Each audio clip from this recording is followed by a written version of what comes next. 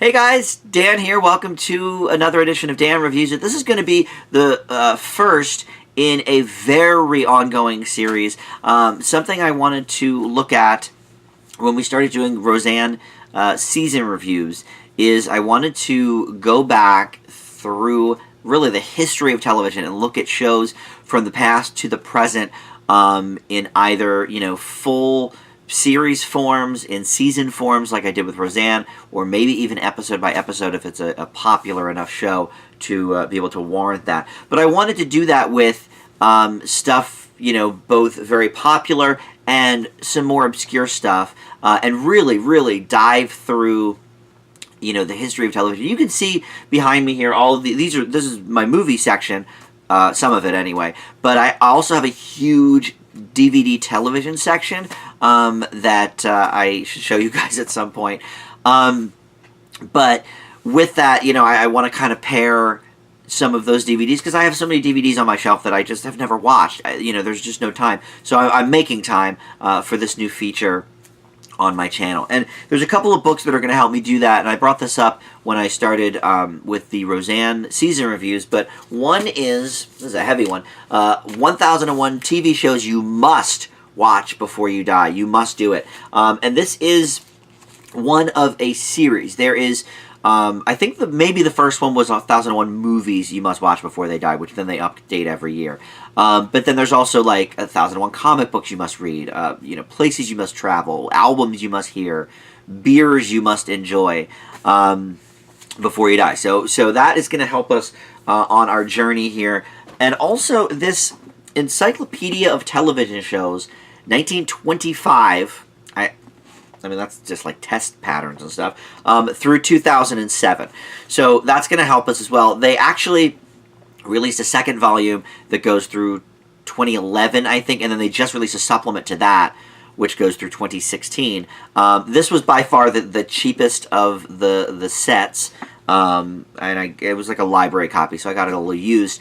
So I got this instead of the one through 2011, so unfortunately the supplement kind of does me no good because I'm still missing like 4 years there. But that's fine, because with things like Wikipedia and stuff, it's pretty easy to figure out what shows started after 2007. So that's fine. Okay, so we're going to look into that a bit as well. So I thought we would start with not only something very old, very classic television, but it also is at the beginning of the alphabet. It's literally on page 1 of this encyclopedia book, and that is the Abbott and Costello Show. This ran from 1952 to 1954 in syndication, and really one of the first big syndicated hits, I guess. Maybe there were some westerns as well, but most of your major players on television were on networks.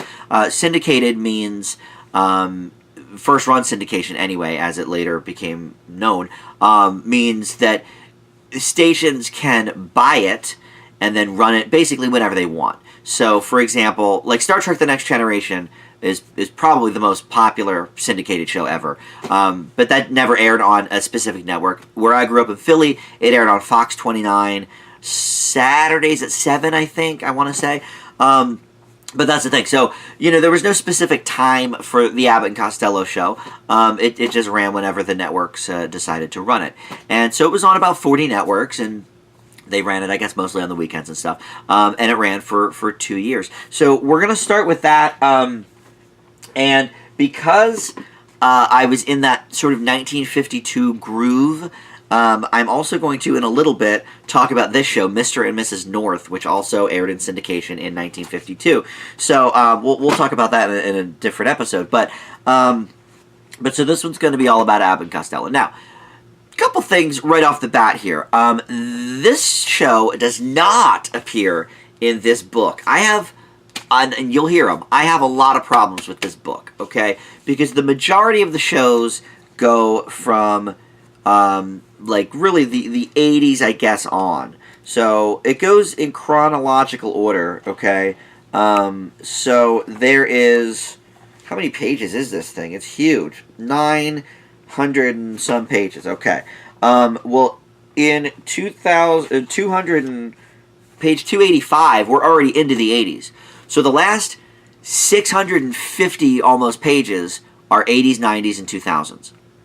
You know, leaving 50s, 60s, and 70s to almost only 100 pages each. So, unfortunately, the Abbott and Costello show does not appear in the 1001 shows you must watch before you die. But let me tell you a little bit about the accomplishments of the Abbott and Costello show, because this is an incredibly popular show. First of all, Jerry Seinfeld has said that he basically modeled the Seinfeld show after the Abbott and Costello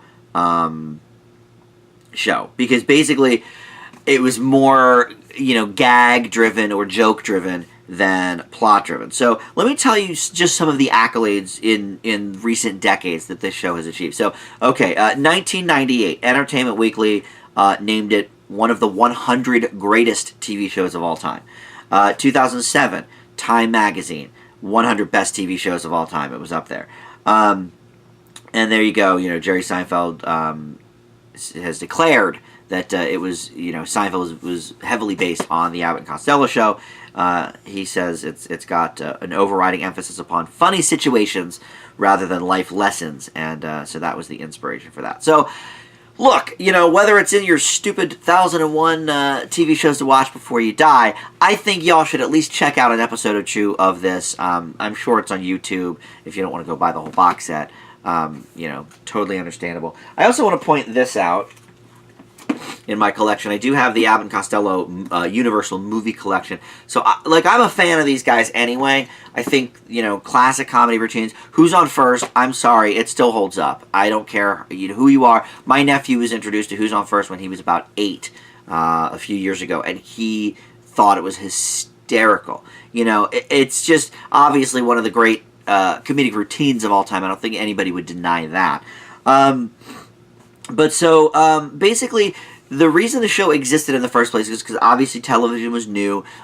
Things like burlesque and things like radio were sort of on the decline. Radio was still doing okay, but basically, Abbott and Costello wanted to sort of take their burlesque routines to a television audience. They'd done so well in movies, but the movies also had musical interludes, and they always featured a love story, and they didn't really want to do that with this. So basically, if they thought a situation or a gag was funny, they would film it regardless of really, plot details or whatever. I mean, really, it was almost a hybrid. Just from watching it, I would say it's almost a hybrid of sitcom meets sketch comedy, because there would just be sort of gag skits in the middle of an episode. And sometimes they would launch into one of their routines. Who's on First is featured in one of the later season 1 episodes, but also, some of their other, less famous routines, but at the time they were very famous. So basically, they also wanted to own the show. So Lou Costello actually owned the show, and Bud Abbott worked on salary. Costello really, I think, was sort of the brains of the operation. Sort of, like Penn and Teller, not that Penn is not the brains, but, Teller sort of is the soft-spoken one. But if you, read an interview with Penn, he will tell you, look, it's all Teller. Teller is the act, And I think that's kind of how this was. Abbott was the straight man, but Costello was the portly, funny guy. And he was kind of outside the scenes, the brains, I think, of the operation. So he basically owned the show, and you could tell that with a lot of the features in this special collection. So, okay, general plot is as follows. Basically, they played unemployed actors. They played themselves, technically, much like Jerry Seinfeld and many others have done. But they played themselves, and they were living in this apartment building with Mr. Fields, who they are always trying to sort of, skirt around with the rent, and he's always trying to kick him out for, whatever reason. And you've also got Mike the Cop, played by Gordon Jones. He was sort of a bumbling policeman type that we would see for decades in TV shows and movies. I'm sure it probably wasn't the first here either. You've got the girlfriend, Hillary Brooke, She's basically their neighbor. She lived in the apartment building, but also Costello had like a huge crush on her, and they were sort of like on again, off again. So that was basically the main cast, and then you'd have a few other people here and there. In season 1, actually, they had Joe Besser, who played Curly Joe on The Three Stooges. After the regular Curly left, then Curly Joe came, or maybe it was even after Shemp left. Curly Joe came on. So Joe Besser was a part of the season 1 recurring cast, and he would often play like an 8-year-old. He's like a very grown man. I mean, he's in his 40s probably, but he would come down the street in a little bonnet and have like a big, enormous lollipop sucker. So it was a weird kind of running gag they would have. But okay, so let's talk about basically the show itself and get into the review portion now that I've talked your ear off about sort of the history of the show, which I think is good, to tell you guys a little bit about the background, so you're not just going in blind to my review. But essentially, there's definitely shades of Three Stooges here because they are unemployed actors, and basically every episode, maybe not every episode, some do revolve around like Costello's relationship with Hillary or something with Mike the Cop or whatever, but a lot of the episodes have them picking up odd jobs here or there. In one episode they're a painter, or in another episode they're working at a bank. So it's like it's got that sort of Three Stooges vibe to it, where every episode they're doing something different. They're being somebody else, while always being Bud Abbott and Lou Costello. I think the humor, I would not say the humor necessarily holds up in a lot of instances, but you can certainly see how very influential it was. You look at the other sort of gag sitcoms, let's say, of the 50s and 60s. I Love Lucy had only been on the air a year by the time the Abbott and Costello show started. So right there you've got, competition from Lucy, but again, a very new concept, doing, visual gags. Because you could do a lot of things, obviously, in television that you couldn't do in not in movies, but on radio. In movies, maybe too, because movies obviously had to be a little more plot-driven than anything else. But it sort of, merged the two, because obviously a lot of burlesque comedians and just actors of the day had radio shows. Lucy did before I Love Lucy. She had My Favorite Husband. So, to sort of take it from radio to television, Abbott and Costello really, really utilized that. I mean, yes, sometimes they would just be standing around on a stage telling one of their, routines, but a lot of things in this show were sight gag based. One of the most memorable for me comes in season 1, and Costello wants to impress Hillary Brooke and because her father was coming to town, and he wanted to prove to him that he could play the piano, because she owned a piano, and okay, he can't play the piano. So they get a record of a piano player, and set it up in the back behind Hillary's piano, and so he has Abbott sort of running the record as he pretends to play, and he has like different cues to start the record and stop the record.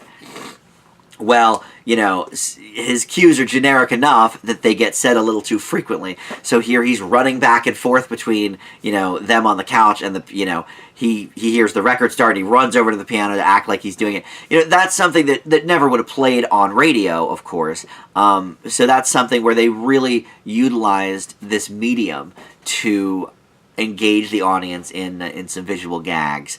And obviously it proved very popular. These guys were some of the top box office draws of the day. So it would make sense that their show was also fairly popular.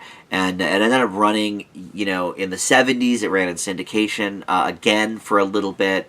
And then in the early days of Comedy Central, when it was known as Ha, the comedy channel, In the early 90s, they reran episodes of it there as well. So, and because he owned the rights to the show, it is all pretty well preserved, actually. Now, the versions on the DVD set are the ones from the syndicated prints from the 70s, not from the original prints of the 50s. So I don't know if anything was cut out. You know how a lot of times when something goes to like 5-day-a-week syndication, they'll cut out a minute or two to make room for more commercials. So like you watch The Office in syndication, it's like an 18-minute show instead of a 21-minute show. So I think they were the syndicated prints. But so I would say in 2018, not all of the gags are going to hold up. And certainly there's a little bit of sexism there, as there will be. Hillary Brooke is the hottie across the street. Do anything you can, for her. But really not much. I mean, it was for the 50s certainly. It's definitely I wouldn't say progressive necessarily, but it doesn't really delve like Seinfeld. And I guess a lot of shows of that day. It didn't dwell on topics or issues or points. It just was funny. It just relied on sight gags and certainly the chemistry between Abbott and Costello, which clearly, if you've ever seen, say Abbott and Costello meets Frankenstein, that's their most popular movie, I guess. Their chemistry runs in spades. So obviously, there's going to be a lot of humor mined just from that. So I watched all 52 episodes over the course of the last few weeks. And I would say after a while, I'm sort of glad it only ran 2 seasons, because after a while it does sort of run a little bit stale, just because we get it, they're bumbling idiots. Hillary Brooke is hot. They're trying to skirt the rent. Mike the cop is an idiot. The themes run prevalent throughout the series. So I would say, 2 seasons was plenty. 52 episodes is fine. There was a little bit of a shift from the first season to the second season. The first season opens with the two of them on stage and a hot woman coming around with the title card of who the guest stars are. And that's sort of like the setup, and then they would go back and forth about like, oh, well, Mike the cop's got, a job for you today, or whatever. So they sort of like set up the premise of the episode, and then, fade to black, and then we, open the scene, So in that respect, it sort of does play a little bit like a stage play or a burlesque act. So in the second season, they kind of dropped that altogether. They just launched right into the scene. So there was no build up, there was no exposition. Just credits, theme song, scene. And I to me that worked better, but that's also I think what I'm more used to. It was certainly interesting to see. Okay, this is how a show opened in 1952 because they were still transitioning from the live theater stage to a television show. So I thought that was interesting. So I'm sort of glad they did that in season 1, but certainly season 2 makes more sense. You watch I Love Lucy or The Honeymooners or something. They didn't really have much of a build up. Roll credits and then into the show. So I would say 52 episodes is probably fine. The gags were a little bit thin. By the end. And they're sort of repeating themselves a little bit in terms of plot conceits, just because the premise of the show is so simple. There's not a ton of different places to go with it, so it's sort of different takes. Different takes on the same idea, basically, the same concept. But I think the side characters are funny. I think Sidney Fields as the same named landlord, I think he's pretty funny. Hillary Brooke isn't necessarily funny. She's more of a plot device, I guess.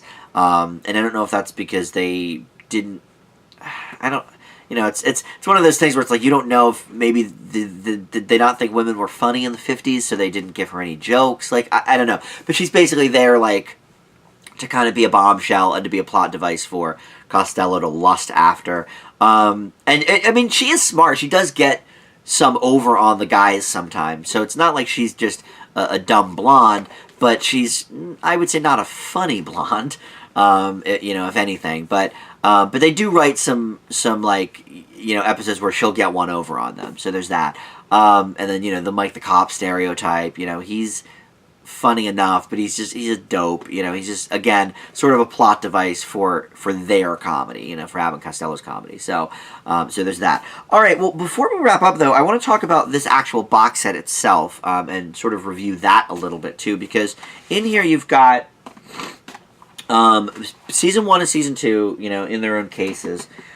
You've also got an entire disc of bonus features, which I watched, and there were some interesting things in there. There is an entire 1978 TV special hosted by Milton Berle, and a lot of the players in this show were still alive at that point. So there's interviews with Joe Besser and Hillary Brooke and some of those players, and it's like an hour long or something. And then there's a short film from 1948.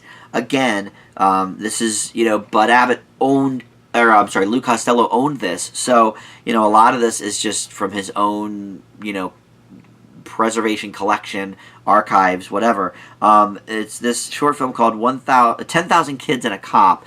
And it's really more of a PSA for this program, this youth program that Costello was involved in. And it runs like 20 minutes or something, but it's certainly interesting to see, first of all, that it's held up so well in terms of the film itself, because it's not like it was a movie that they were like, hey, let's show this on TV all the time, like the Abbott and Costello films. So for something, I assume, being the first time on DVD or something like that, it's pretty cool to see what good condition it's still in. But it's definitely interesting, to see that. You've also got interviews with Chris and Patty Costello, which are Lou Costello's 2 daughters. Those are really interesting because they talk a lot about their home life, a lot about their dad being famous, growing up with that, and that sort of thing. And they don't really... it is glowing. I mean, it's about their beloved father, but there's also, they talk about some of the warts of the family as well. So it was very interesting, a nice inside look. And then there's a bunch of home movies. It's called Holidays and Celebrations. It's like, birthday parties, Christmas parties, Christmas morning opening presents at the Costello house.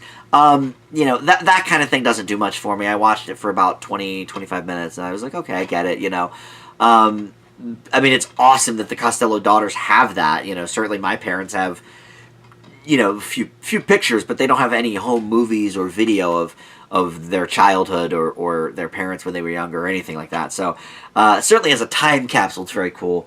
Doesn't necessarily interest me much, but and then you've got this really cool book. It's got descriptions of all of the episodes, all 52 episodes, but then also before that, that's like only the last half.